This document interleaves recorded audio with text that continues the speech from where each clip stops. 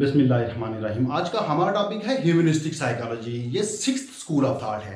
Humanistic का मतलब है इंसानियत। 20वीं सदी के लास्ट तक मुख्तलिफ स्कूल ऑफ थॉट का गलबा रहा और इन स्कूलों के मानने वालों में से किसी एक ने भी ना ही इंसानी सलाहियतों को पूरी तरह से माना और ना ही इंसानी इरादों और उसकी नीड्स का पूरी तरह से मुताला किया। वक्त गुजरने के साथ साइकोलॉजी को एक नए नज़रिए की ज़रूरत थी जिसमें इंसानी वकार, इंसानी नीड्स पर भी बात हो। बाद में कुछ लोगों का एक ग्रुप सामने आया, यही सोच रखने वाले कुछ लोगों का एक ग्रुप सामने आया जिन्होंने एक नया स्कूल ऑफ थॉट डेवलप किया जिसको ह्यूमनिस्टिक साइकोलॉजी कहा जाता है। Humanistic psychology is a psychological approach that emphasize the importance of individual experiences, personal growth and self actualization. Humanistic psychology मानने वाले लोगों को ह्यूमनिस्ट्स कहा जाता है। इन लोगों के मुताबिक each individual has right to seek desire, कि हर एक शख्स को यह हक हासिल है कि वो अपनी ख्वाहिशात की तकमील के लिए कोशिश करे। इसके बाद है everyone has inner force of self healing. हर एक शख्स के पास खुद को समझने और खुद की ग्रोथ के लिए सलाहियत मौजूद होती है। People get touch with their feeling. हर एक शख्स के लिए जरूरी है कि वो अपने जज्बात से भी वाकिफ हो। इसके फाउंडर कौन है? इब्राहिम मास्लो इसके फाउंडर हैं। इनको फादर ऑफ ह्यूमनिस्टिक साइकोलॉजी भी कहा जाता है। इसके अलावा क्लार्क और कार्ल रोजर, इनके अलावा कई और दूसरे लोगों ने भी इनके साथ मिलकर self actualization, health, creativity, intrinsic nature पर भी बात की और एक नया स्कूल ऑफ थॉट डेवलप किया जिसको ह्यूमनिस्टिक साइकोलॉजी कहा जाता है। अब्राहम मास्लो को फादर ऑफ ह्यूमनिस्टिक साइकोलॉजी कहा जाता है। इन्होंने हायरार्की ऑफ नीड्स और सेल्फ एक्चुअलाइजेशन का कंसेप्ट दिया और बताया कि हर एक इंसान की कुछ कॉमन कैरेक्टरिस्टिक्स होती हैं, कुछ कॉमन नीड्स होती हैं। उन नीड्स का एक तरतीब से पूरा होना बहुत ज़रूरी है। उन नीड्स को एक्सप्लेन करने के लिए इन्होंने एक पिरामिड शक्ल में हायरार्की ऑफ नीड्स को एक्सप्लेन किया। चलते हैं अब्राहम मास्लो की हायरार्की ऑफ नीड्स की तरफ। हायरार्की ऑफ नीड्स, हायरार्की का मतलब है क्लासिफिकेशन, इस तरह नीड्स का मतलब है ज़रूरतें। और आज के हमारे पूरे टॉपिक का मतलब ये हुआ ज़रूरतों की दर्जाबंदी।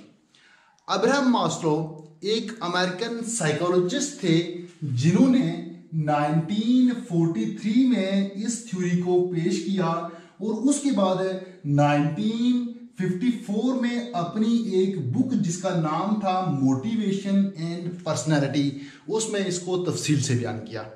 अब्राहम मास्लो ने 5 लेयर पर मुश्तमिल एक पिरामिड बनाया जो हायरार्की ऑफ नीड्स को समझने में बहुत मदद करता है। आइए देखते हैं कि वो दर्जाबंदी क्या है, वो क्लासिफिकेशन क्या है अब्राहम मास्लो की। मास्लो ने बेसिक नीड्स से हायर ऑर्डर नीड्स में इन जरूरतों को तरतीब दिया। इसको मास्लो पिरामिड भी कहा जाता है, मास्लो ट्रायंगल भी कहा जाता है। अब्राहम मास्लो ने जो सबसे बेसिक नीड, पहली नीड बयान की इस पिरामिड में, उसको कहा जाता है फिजियोलॉजिकल नीड्स। हमारे वीडियोस लेक्चर की बुक तैयार है जो हमने अपने वीडियोस को एक बुक की फॉर्म दी हुई है। तो अगर आपको ये वाली बुक चाहिए, ITL it's time to learn के नाम से है, जो हमारे यूट्यूब चैनल का नाम भी है, तो आपको ये बुक इजीली मिल सकती है। इसकी तफसील वीडियो की लास्ट पे दी जाएगी। अच्छा, 5 लेयर्स पर मुश्तमिल अब्राहम मास्लो ने एक पिरामिड बनाया जिसकी तरतीब मैंने आपको बता दिया है कि वो बेसिक नीड्स से हाई ऑर्डर नीड्स की तरफ है। Number 2, 3, 4 and 5। तो सबसे पहले आपकी हैं जो बेसिक नीड है वो है फिजियोलॉजिकल नीड्स। ये कौन सी नीड्स होती हैं? इसके नाम से ही लगता है जिस्मानी ज़रूरतें। अब जिस्मानी ज़रूरतें कौन सी हो सकती हैं? इसमें खाना, पीना, चलना, आराम करना, सोना, रेस्ट करना, ये तमाम चीज़ें किसमें आती हैं? फिजियोलॉजिकल नीड्स में आती हैं। अगर ये वाली नीड्स हमको ना मिल पाए तो हमारी बॉडी काम करना छोड़ सकती है, हमारी डेथ भी हो सकती है। इसलिए इन ज़रूरतों का पूरा होना हमारी ज़िंदगी के लिए बहुत ही ज़रूरी है। ये बेसिक नीड्स हैं। इसके बाद अगर ये वाली नीड्स फिल हो जाए, हमें मिल जाए, तो उसके बाद हम दूसरी नीड्स की तरफ आते हैं जिसको कहा जाता है सेफ्टी नीड्स। याद रहे कि जब इंसान की फिजियोलॉजिकल नीड्स पूरी ना हो तो वो सेफ्टी नीड्स की तरफ जा ही नहीं सकता। क्यों? कि जब वो भूखा होगा, उसको खाना नहीं मिलेगा, उसको रेस्ट नहीं मिलेगी, सुकून नहीं मिलेगा, तो वो सेफ्टी नीड्स की तरफ कैसे जा सकता है। जब ये नीड्स पूरी हो जाएंगी उसके बाद इंसान सेफ्टी नीड्स की तरफ जाएगा। अच्छा, सेफ्टी नीड्स क्या है? सेफ्टी नीड्स में किसी को अपनी ज़ात की सिक्योरिटी चाहिए, पर्सनल सिक्योरिटी चाहिए, किसी को अपने जॉब की सिक्योरिटी चाहिए, किसी को अपने बैंक बैलेंस की सिक्योरिटी चाहिए। ये जितनी भी चीज़ें हैं ये आती हैं सेफ्टी नीड्स की तरफ। जब सेफ्टी नीड्स पूरी हो जाती हैं, इंसान को ये वाली नीड्स मिल जाती हैं, तो इसके बाद वो दूसरे स्टेप की तरफ आता है, थोड़ा सा ऊपर चला जाता है, हायर ऑर्डर की तरफ मूव करता है। वो कौन सी है? वो है लव एंड बिलोंगिंग। अच्छा, लव एंड बिलोंगिंग में क्या है? हर इंसान एक माशरे में रहता है, एक गांव में रहता है, एक फैमिली में रहता है, और वो चाहता है कि मेरे माशरे में, मेरे गांव में, मेरी फैमिली में मेरा एक मुकाम हो, लोग मेरी केयर करें, मेरी इज्जत करें। और जब उसे फील होता है कि मेरे ना होने की वजह से लोग मेरी कमी महसूस करते हैं और दूसरे माशरे के लोग, मेरी फैमिली के लोग मुझसे मोहब्बत करते हैं, मेरी केयर करते हैं। इस्टीम का मतलब है इज्जत, रिस्पेक्ट वगैरह। जब ये वाली बेसिक 3 नीड्स पूरी हो जाती हैं तो हर एक इंसान की ये ख्वाहिश होती है कि माशरे में मेरा एक अच्छा मुकाम हो, लोग मेरी इज्जत करें, मेरी रिस्पेक्ट करें।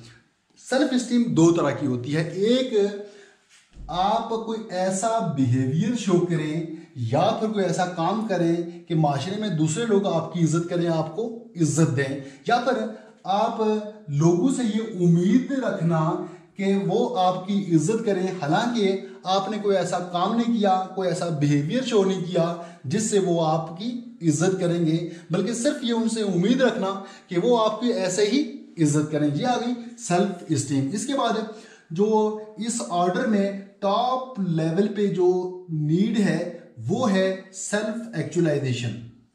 एक्चुअलाइजेशन का मतलब ये है कि असली हकीकी बनाने का अमल। जब इंसान की ये वाली सारी नीड्स पूरी हो गई, उसको ये चीज़ भी मिल गई, उसको सेफ्टी भी मिल गई, उसको लव भी मिल गया, उसकी सेल्फ स्टीम भी हो गई। जब ये वाली तमाम चीज़ें पूरी हो गई, उसको ये सारी ज़रूरतें मिल गई, तो उसके बाद उसकी ख्वाहिश थोड़ी सी और ऊपर चली जाती है।